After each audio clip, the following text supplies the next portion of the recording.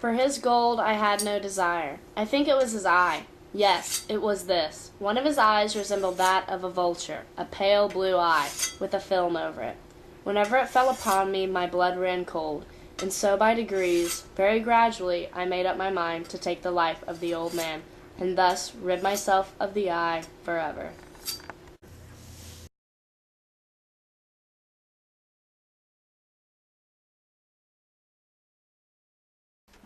Never before that night had I felt the extent of my own powers, of my sagacity. I could scarcely contain my feelings of triumph to think that there I was, opening the door, little by little, and he not even to dream of my secret deeds or thoughts.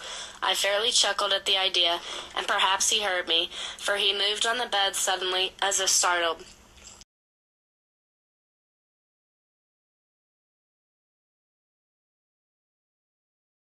The old man's hour had come. With a loud yell, I threw open the lantern and leaped into the room.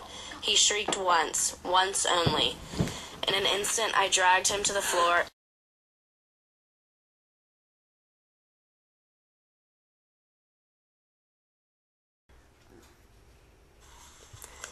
If you still think me mad, you will think so no longer when I describe the wise precautions I took for the concealment of the body. The night waned, and I worked hastily but in silence. First of all, I dismembered the corpse. I cut off the head and the arms and the legs. I then took up 3 planks from the flooring of the chamber and deposited all between the scantlings. I then replaced the boards so cleverly, so cunningly, that no human eye, not even his, could have detected anything wrong. There was nothing to wash out, no stain of any kind, no blood spot whatever. I had been too wary for that. A tub had caught all. Ha, ha.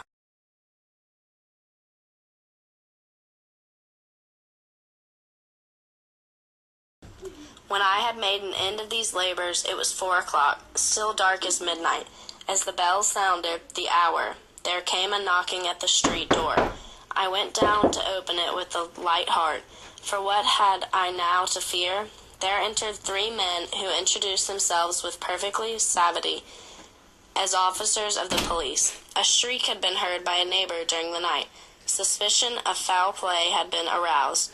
Information had been lodged at the police office, and they had been deputed to search the premises. The old man I mentioned was absent in the country.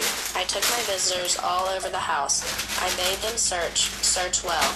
I led them at length to his chamber. I showed them his treasures, secure, undisturbed.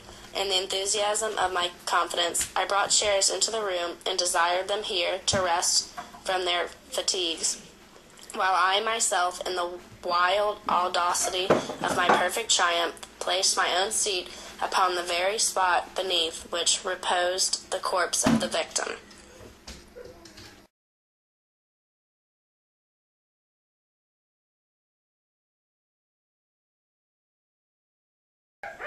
Oh God, what could I do? I foamed, I raved, I swore. I swung the chair upon which I had been sitting and grated it upon the boards, but the noise arose over all, continually increased. It grew louder, louder, louder, and still the man chatted pleasantly and smiled.